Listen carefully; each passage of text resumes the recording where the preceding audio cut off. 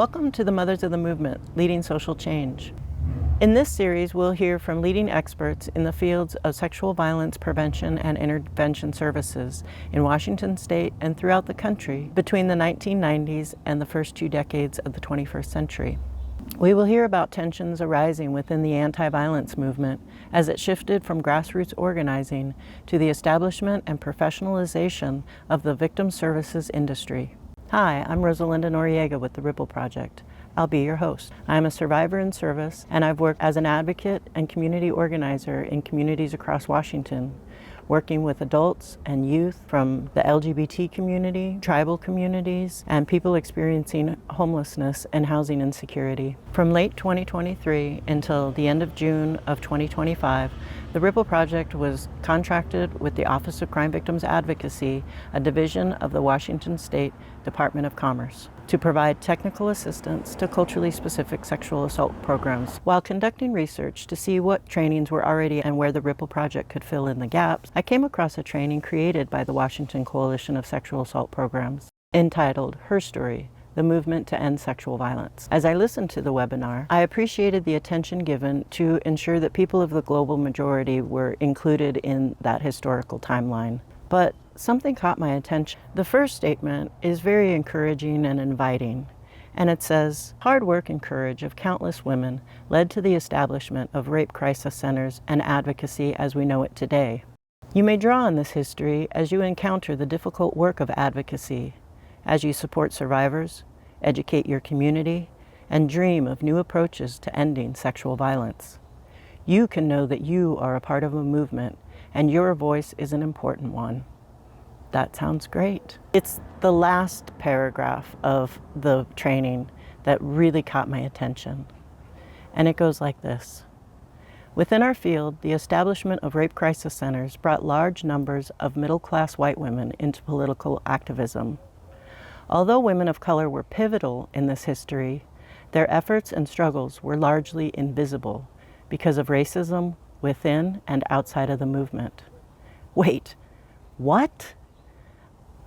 I found this statement completely confusing because I've worked along those leaders, people who are Black, Indigenous, queer, refugees, immigrants, you name it. And I couldn't believe the erasure that had happened within the very coalition in which many of us worked together over the decades. I want to introduce you to some of my colleagues who had joined the movement before I ever did, and were already in key positions of leadership, on staff, serving on advisory boards and boards of directors for the very organization that created this training video that I was viewing. I want to introduce you to the leaders who knew that awareness and information just isn't enough to prevent sexual violence.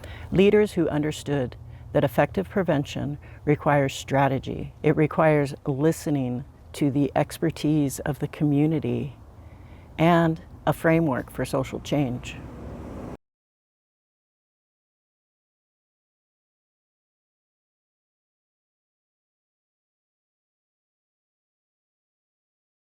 Mothers of the Movement, Leading Social Change interviews people who have historically led the movement to end sexual violence in Washington State and across the country.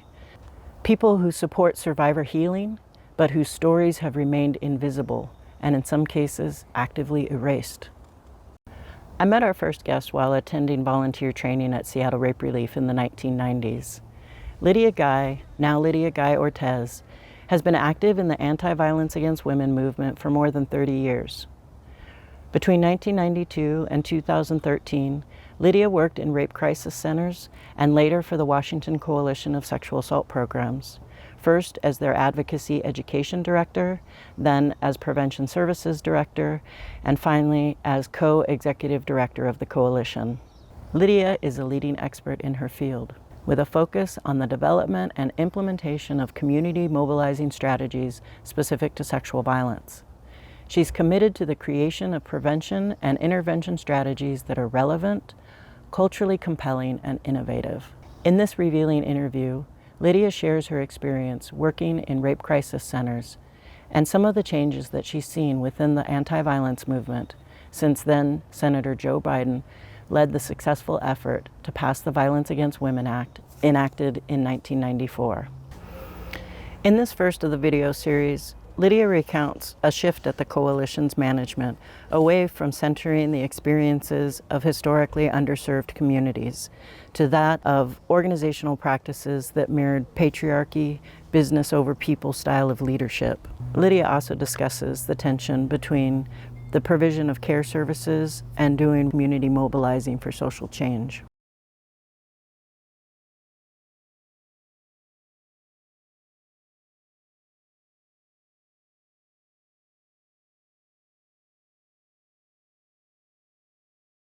How did you get into doing sexual assault work? Do you want me to take down the chimes? No, it'll be nice in the background. I came to do sexual assault work by a roundabout way. I had moved up to Washington State right after college, and my first job was at Microsoft. And so one of the things that was happening for me at Microsoft, it was all tech bros even then, is I was noticing like this disconnect in being able to do something that was important to me. So I decided to volunteer at Seattle Rape Relief. So I thought, okay, I can do this. Yeah. I do have a family history of sexual assault and DV, and so I kind of came in at it from the way a lot of survivors do, but I had a distinct skill set. I was pretty good at training and facilitation, and so I was never one of the folks that came into the work who like leaned heavily on being a survivor, although that was my history. And I think my first job at Seattle Rape Relief was like youth education specialist, and then I was training specialist. I did several roles there. And one of the things that Anne McGettigan told me that I never forgot was to pay attention to my funding and what I was actually paid to do, like to read the grant that was funding your position. Mm-hmm.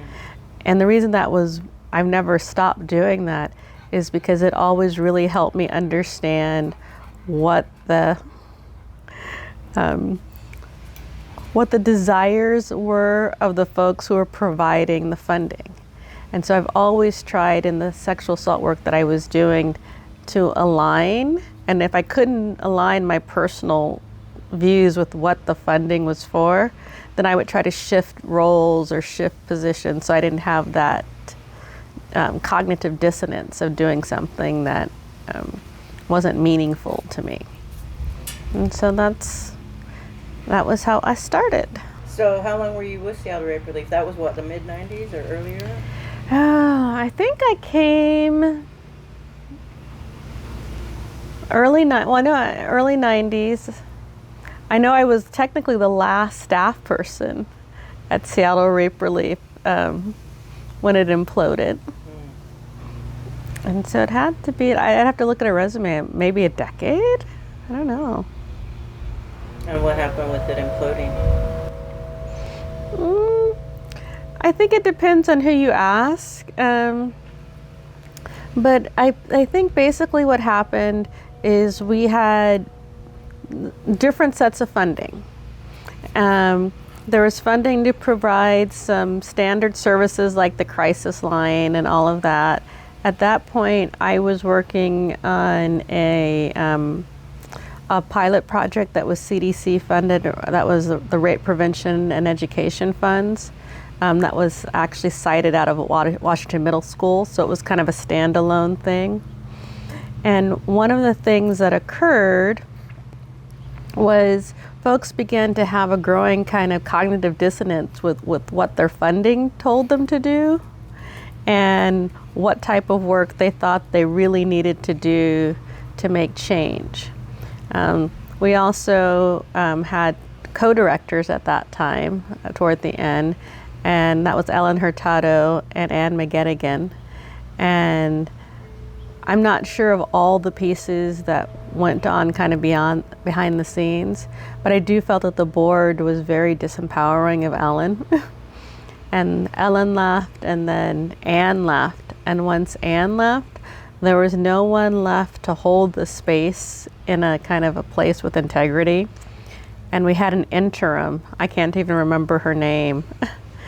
And I think that was like the beginning of the end. So I found an article up on Seattle Rape Relief's closure, and one of the articles, I found a few of them, but one of them said that she was a professional, like, closer of agencies. Yeah, I would believe that. I mean, there was nothing in the way that she moved that held any regard for the mission of Seattle Rape Relief. And I know Pat Vivian had been working with the agency at that time, so she might have some recollection. I know that, it was one of the case studies in her book on organizational psychology where she talks about the shadow side and the strength side. But it really, I think it was truly traumatic for a lot of folks. I was fairly lucky because since the project was all CDC funded and it was self-contained, and I had two folks who reported directly to me, when Seattle Rape Relief closed, that particular project continued, and Harborview and KSARC picked us up as fiscal agents. One was kind of fiscal agents on the HR side and paid our salaries, and that was KSARC. And the other side, Harborview gave us office space that was close to Washington Middle School, so if we needed to physically be in like a sexual assault center, we had access to all of those things. And it was actually Bev that helped broker that kind of transition. And so that project, even though Rape Relief closed, I think we may have gone down for the most maybe a month where we weren't actually active. But it was very insightful. And then Cara, Communities Against Rape and Abuse, was kind of the folks who were on staff that still really wanted to do kind of that core work of community work around sexual assault were primarily Seattle Rape Relief staff that tried to form an agency that could compete and do those pieces of work. And I think they struggled for quite a long time. The mainstream, the two big ones just didn't always make space. And by two big ones in the King County, that's Harborview and King County Sexual Assault Resource Center. They're so well resourced that if they're not actively trying to support, the small community-based or community-focused or communities of color, I don't see how they can maintain, because it's almost like they can take all the air out of the room just by showing up. Yeah, I've had with Pipe, we're doing the work in the community, and not only is the bigger agency like actively trying to take away our funding, by going in and reprimanding the executive director of the United Way for giving us $5,000 when they have millions of dollars in their annual budget, but then they would take credit for the work, and Yeah, I mean, that's the piece that's really difficult to break. I think executive directors of large agencies, if they really want to further services that are equitable and can reach all populations, they have to believe that culturally specific services have a place, and they have to allow smaller agencies to flourish in that space. And I don't think that always happens, not just locally but nationally, is they don't quite understand that it's not necessarily a critique of their model. Their model might work really well for providing large-scale services to people who identify as wanting mainstream services. But there are folks who don't want mainstream services, and having alternative ways for people to seek healing and to be with people in community in a different way was part of how rape crisis centers were founded. And I don't know how that got lost as it became a whole service delivery system. Well, I think it's because it became a whole service delivery system, which takes me to wanting to ask you to, if you could speak more to that dissonance that you think that you felt the staff had around what they were being funded to do versus what did they think they needed to be doing? So I think they really wanted to do exactly what the communities asked of them. And so if the community said, well, we don't really, I remember crisis lines do not resonate for a lot of folks of color. They definitely don't resonate at the time in Black communities. I don't know that if it's changed post-COVID and now that everything is so much more aligned, but that was always an issue. But the main funding for rape crisis centers, core funding, is that you run a crisis line. You run support groups, you know, they're these standard services. And so they would want to devote X amount of their time to doing community-based healing strategies that communities had asked for, and none of those were actually deliverables on the grants. And so now they're in opposition with the funders who are like, this is what we're paying you to do. And they're saying, this isn't what community wants. Community wants these things. And so for some funders, what they're going to do is just pull the funding and give it to an agency that does exactly what they've asked to do. What other funders might do is to be in conversation and to say, well, do you have can you prove this is a best practice? Can you talk about how this promotes healing? Can you give me an outcome that I can fund? Can you find, and sometimes, not always, because now I work in a place where I am the government and a lot of what I do is funding. Like there are some places where you can find funding that has fewer restrictions or allows for that flexibility. And there's some funds that you can't. But I do think it's the responsibility of funders to be in conversations with the organizations that they fund and to be honest about what's prescriptive and what isn't. And I also think on the other side, I wasn't in that funding place at the time where I was the decision makers, is I really think it was very, very difficult for a lot of the folks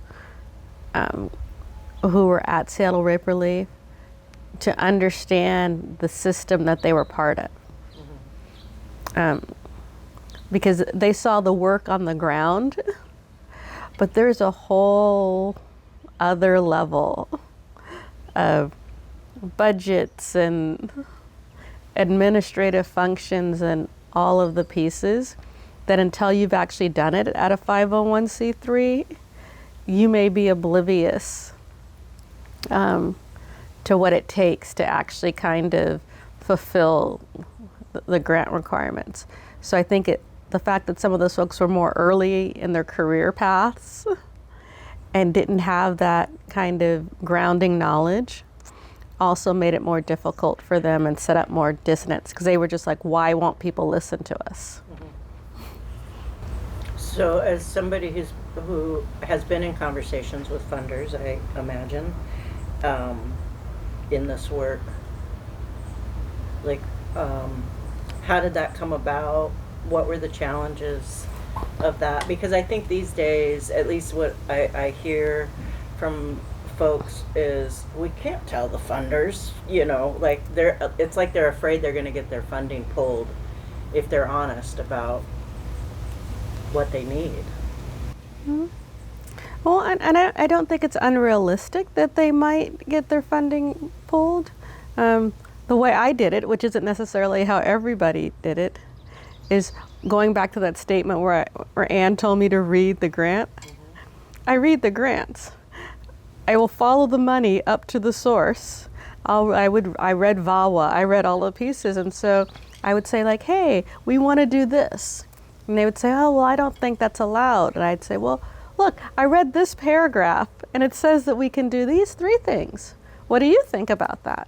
So I wouldn't necessarily come in as argumentative, but I used the same guiding documents that they use to make their decisions to make my argument. And that's probably why I ended up working in state government, is because for me, using that particular skill set of understanding the prescribed structure and where you can push and where you can't, and what does it mean to comply with the rules of the grant, and what does it mean to be out of compliance. I understood it when funders were speaking to me. That said, I didn't always get the funding results that I wanted, and you do run the risk that if the person on the other end is operating from a place of needing to feel powerful or not to be questioned, there is inherent power in those positions, and they might be vindictive. I think I lucked out to a certain degree, is that the folks who were, at least on the sexual assault side, either who were at OVW at the time or who were at state, were allies. And so they weren't trying to be in opposition with me. They were trying to understand my perspective. I've probably done peer review for OVW for over 20-something years. Whether I've worked in sexual assault or not, I still do it. Because there's kind of a shared goal. And then folks like Stephanie Condon and Bev Emery were at OCVA. Susan Hannibal was at DSHS. They had similar kind of goals and takes. So if I could make a reasonable argument about structuring something in a certain way, they didn't punish me. Now, who would punish me, if I'm being really frank, are peers at other agencies who may not have wanted that to happen. Yeah. May not have wanted changes to happen? Yeah, there are a lot of folks, because I almost always was advocating for more funds toward communities of color, more funds to go for culturally specific models. And there are folks who have kind of a zero-sum argument, and any money I got or any money I diverted to those efforts, they felt was taking away, mainstream sexual assault money. So I wouldn't necessarily say I made a whole lot of friends in in my peers who were either EDs or program managers across the state, because they saw me as shifting the work away from where they thought the work should be. I think a lot of times they felt the work should be for the people who show up at their doors, that they want to be able to provide services to the people who seek them out. And I was like, well, that's great. That's what you want to do. I think we should be providing services to the people who don't even think they're allowed to seek you out. Making friends all over the place. Yeah, so I probably have a mixed legacy. Like there are probably people who appreciate the work that I've done over the years, and people who would have preferred I not show up at a meeting. I feel that way a lot.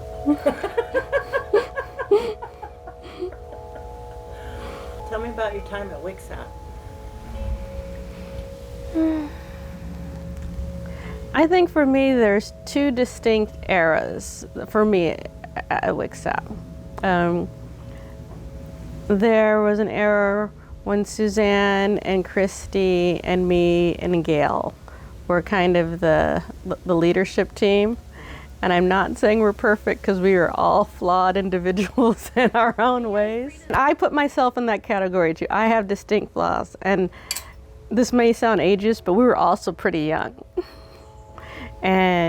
But what we did well, Gail was our moderating force. I think what we did well is we each in our own kind of sphere, we would push on any barrier.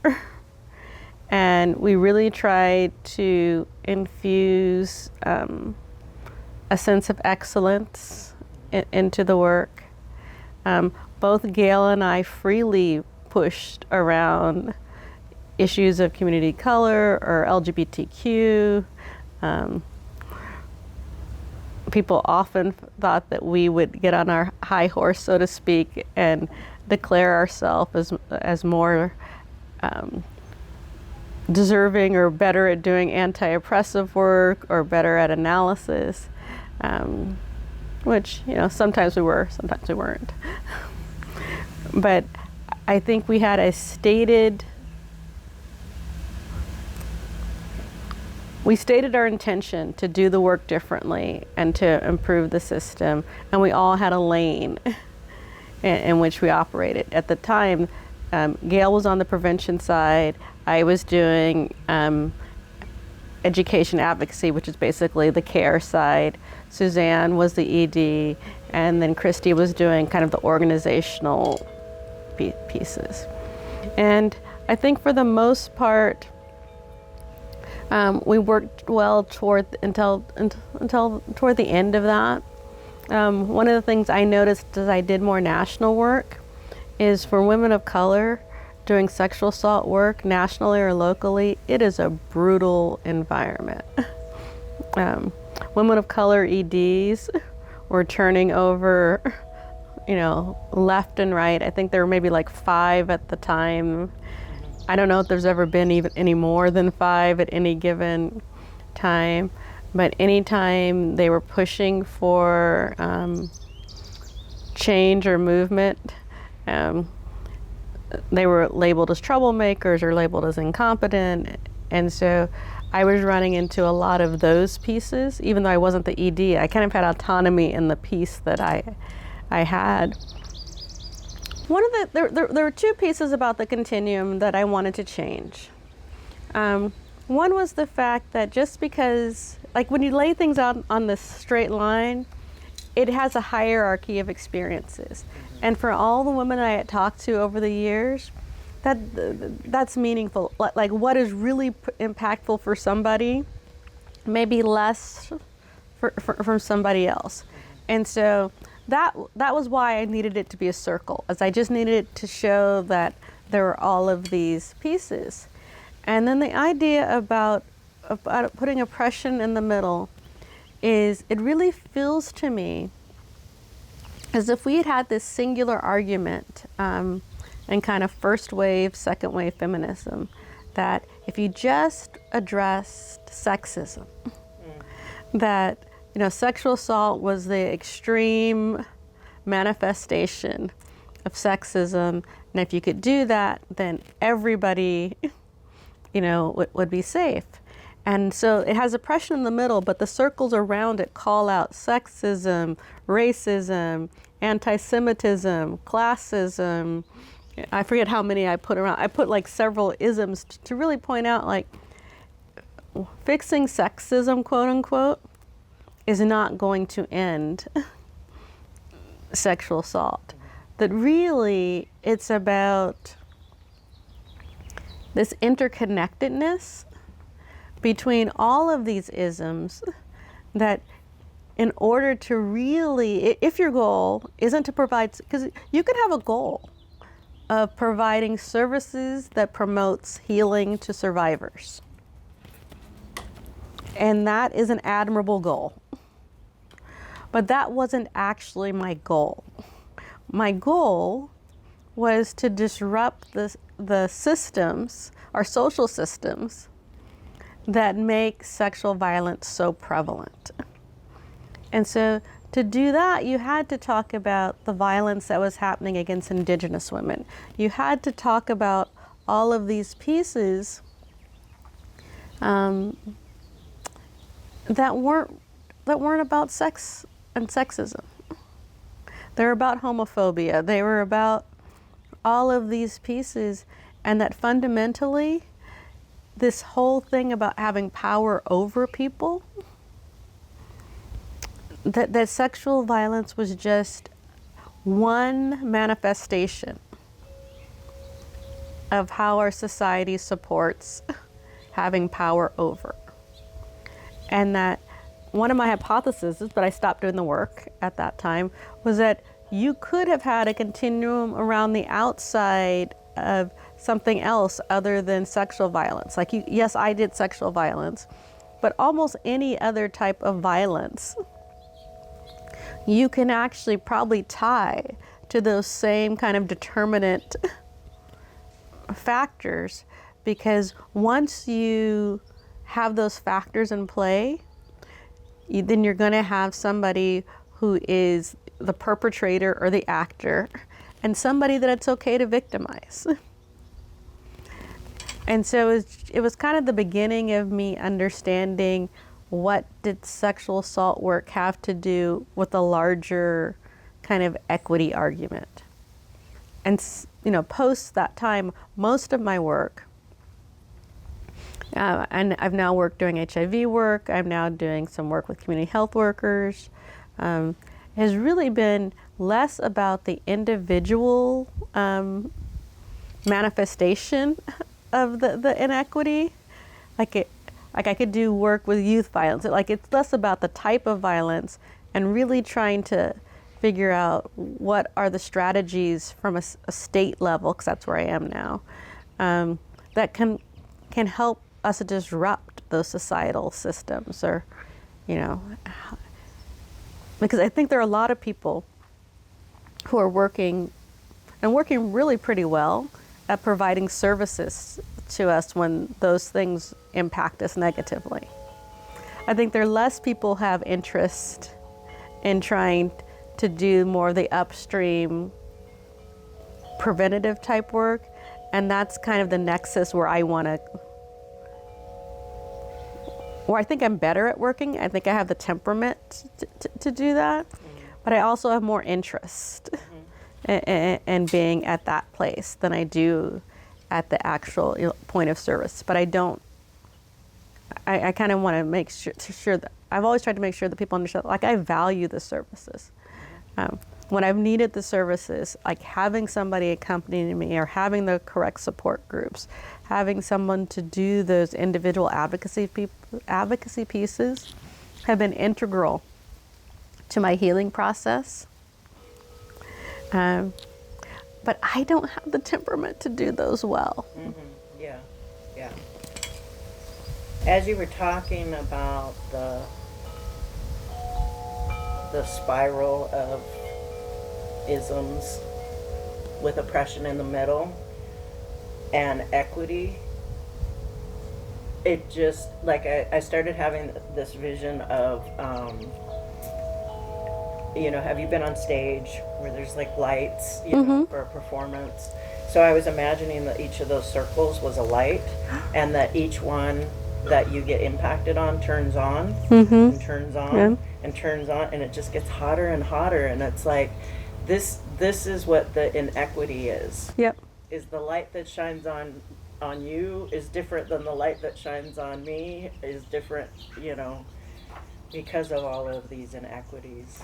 Yeah, it's that intersectional approach. And if you think about it, if we could design systems that work for folks who have the most light shining on them, they'll work for the rest of us. Because the rest of us have less intensity. And so, but we don't tend to do that as systems. We tend to design them for wherever the bulk of people are. And there is a cost effectiveness to that.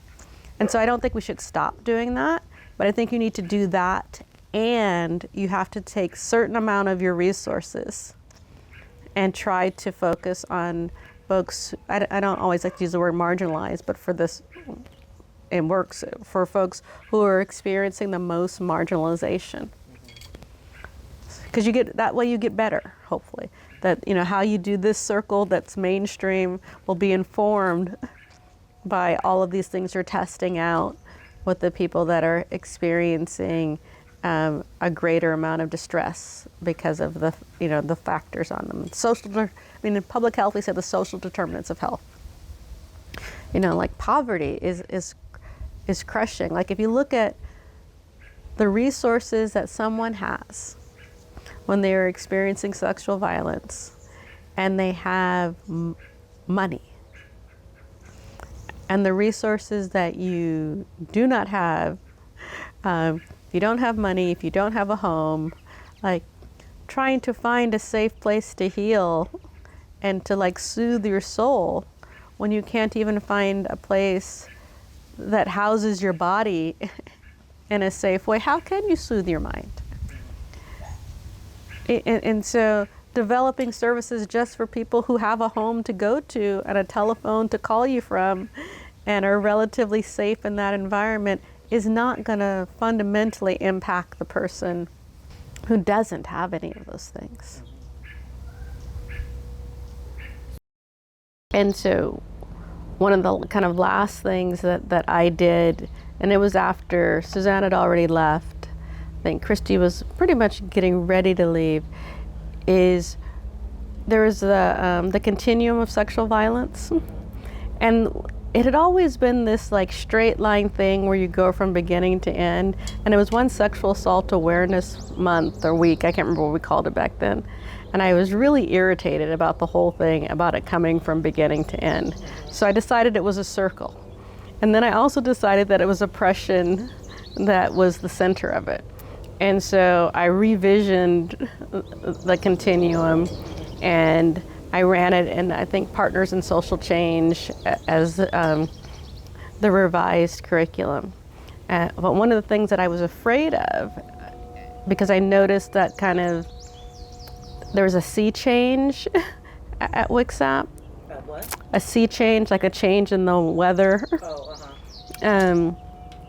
So I was afraid that it was possible that someone would change my intent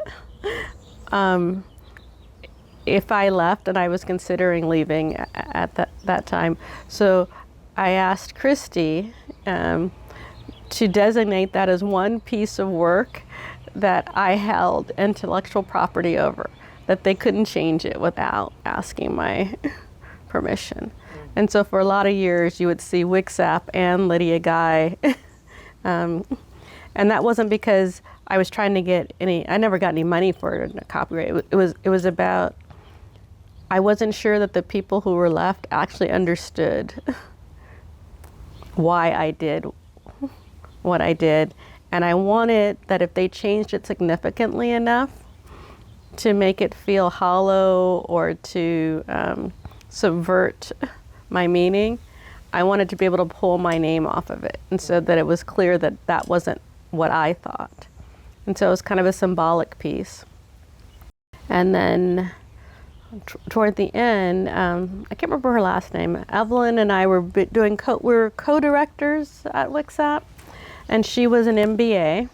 And I remember she sat with me one day and she said, like, I'm not so sure what you bring to the table, and so I think I should be executive director and you should just go back to doing your prevention, because at that time it was prevention services because Gail had left. And meanwhile you're doing national work and... Yep, I'm doing national work. doing all of that.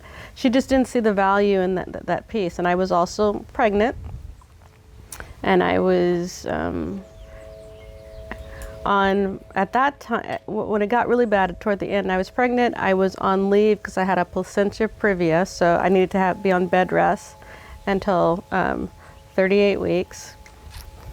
And Evelyn called me up and she said, well, when you come back from maternity leave, I don't think this is working with you and I to be co-directors. I think one of us, was the way she said it, needs to be the executive director, and one of us needs, because I can't keep fighting with you about the direction. And I was like, okay, then let me think about this. And I hung up the phone, and I thought about the fact that I was a Black woman with a history of cancer who was pregnant. I thought about all the maternal outcomes, and I thought, this woman waited till I got to 38 weeks, which is, the time when it's viable, when it's, not as dangerous to call me and tell me that that this wasn't working. And I realized at that point that there was no understanding of equity or disparities, or even simple human understanding of seeing me as a whole woman. And so I called her back and I said, I think I'll leave. You do you. And so I never went back to WCSAP at that point.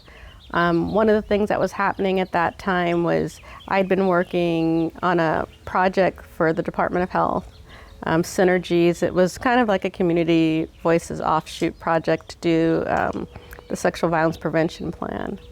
And so WCSAP was supposed to finish that work, and then after I was gone, they figured out that they didn't have anybody to do that piece of work. Yeah, and so Evelyn called me up and asked me whether I would do that piece of work. I was like, maybe, okay. When she sent me the offer, she was offering to pay me 60% of what she had paid other contractors. And I knew that because I had been reading the contracts. And I was aware of what the going rate was. And so I declined, but I also called OCVA, and I called Debbie Ruggles, who was a DOH, and I said, look, I don't actually mind doing this piece of work, but WCSAP has offered to pay me 60% of what the going rate is, because they feel that that's what I'm worth. And I said, I can't do that to myself.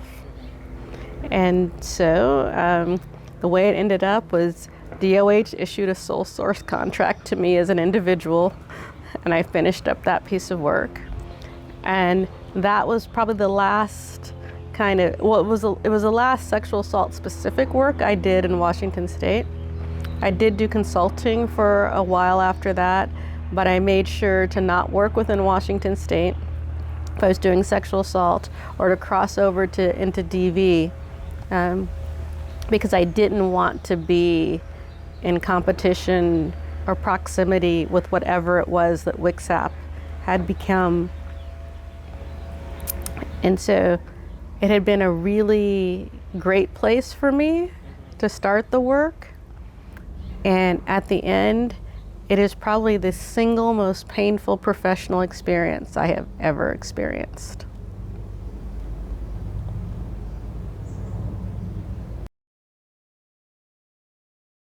Seattle Rape Relief, WCSAP.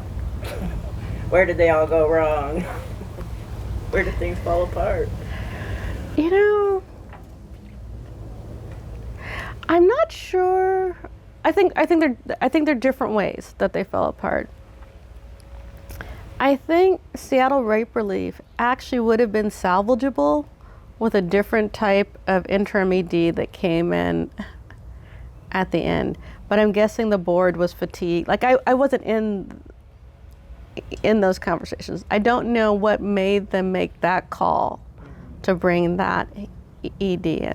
Because fundamentally, I think Rape Relief was going through a transition that I saw lots of other rape crisis centers that were of that same age go through, is how do you transition from being really grassroots to finding your footing and your place in something that is clearly a delivery system.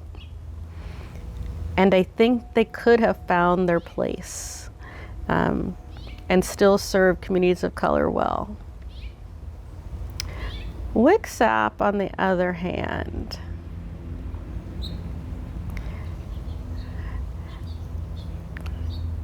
something about the leadership shifted, and I don't want to, I don't know exactly what it is, but, and I will speak in an I statement, is it felt very much like they wanted to be perceived as an advocate for equity and a place that was doing community-specific work, and that it was fundamentally not that. And so it just churned through and chewed up various people of color in a really harmful way, I believe. But you talked earlier about how, like, Suzanne and Christy and you and Gail, you all had like some kind of meeting of the mind in terms of how you're going to approach this work, and you all had your areas where you pushed for change. And so to me, when you describe that, and then you describe the situation as with co-directorship and was it Ellen you said? Evelyn. The situation with Evelyn, what I hear is flexibility, a level of self-assurance or confidence, you know, like, and then on the other hand, some rigidity and ego and hierarchy of. Yeah, I think that's a fair observation, because I think sometimes it's easier to see things from the outside. Yeah, I think that the leadership that was post, and of course I'm going to speak more kindly of the leadership structure in which I was mainly centered, because we were doing it the way. And I'm not saying, we had some interesting arguments at times, and we made some mistakes, and some things we got right. But it never felt as if one person was using someone else, and it never felt as if the whole goal was power over. And perhaps what went wrong was the leadership structure that was in place as I was exiting. Felt like everything was about power over, and everything was about using, and everything to me was also about some performative aspect without actually having a personal commitment to the stated goals that you had. Like, I just don't see how you can be in a feminist quote unquote organization and call somebody up at 38 weeks pregnant and do that. Like what is your understanding of what is humane, or and I know that, you know, Evelyn never really understood, because we would see each other like at national meetings. And I remember once I had Gabe, who was the child that I was pregnant with, on my back and like an ergo. So he had to be like less than 2. And Evelyn came up and she was playing with his leg, like touching it. And I turned to her and I said, please don't touch my child. I do not consent to you touching my child, particularly while I'm wearing him on my body. And she literally seemed shocked. And I was like, you work in a sexual assault, like what don't you understand about consent and bodily autonomy?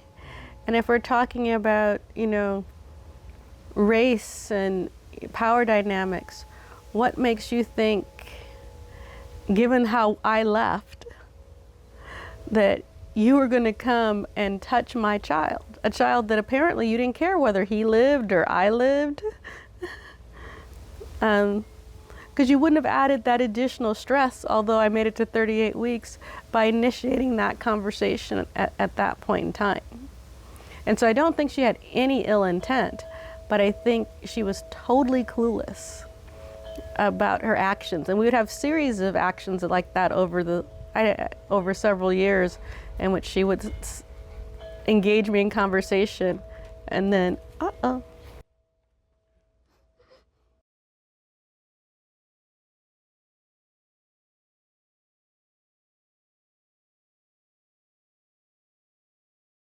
be completely surprised when I was like, no, we're not friends. We're not colleagues. And I don't know why you think we would be. Just oblivion, huh? Yeah, and maybe that's how privilege works in some ways. So maybe for her, like kind of in that MBA kind of world, it was a negotiation and she used what she had to do what she thought was good for the agency. And it turned out all right because I got the contract anyway, and I was still employed, and no ill came to me. And there were other things that, quite frankly, for me made it really profound, because I was also a cancer survivor. And so part of why I kept jobs was, this was pre-ACA, is I didn't want to have a lapse of being uninsured, because I wasn't sure if I could get insurance again. And so it felt really like an actual threat, not just an existential threat to my life, and being like, oh no, when you come back, we need to do something differently. And I admit that's my internal bias, and maybe she didn't track any of those things. But WCSAP spent a lot of time talking about disability work and working with people of color and feminist theory. And if you're tracking any of those things, you would know that those are all the layers that went into that conversation.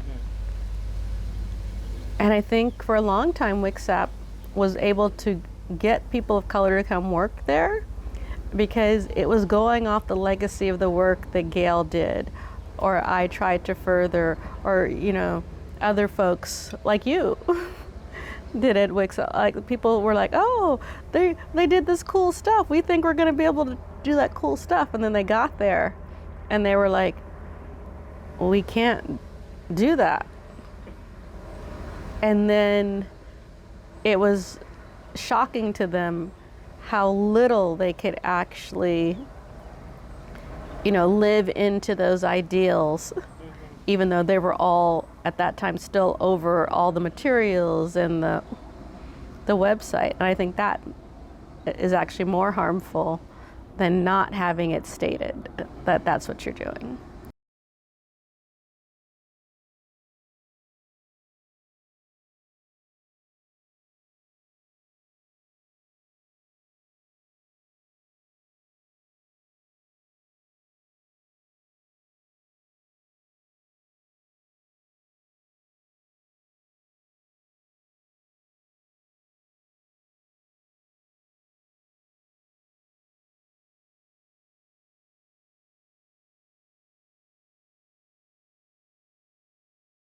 Together we discuss Community Voices, an advisory group to the Washington Coalition of Sexual Assault Programs and the Office of Crime Victims Advocacy, as well as to sexual assault programs across Washington. An advisory group that served from 2000 to 2009. Community Voices was a coalition of advocates from and serving culturally specific communities providing victims of crime services. The coalition grew out of the experiences of communities who remained mostly underserved by mainstream sexual assault program practices. There are voices, just like you talk about, like centering women's voices, and they're voices that for whatever reason you don't hear. So if you can't hear them, you can't even begin to make a delivery system that works for folks. Mm-hmm.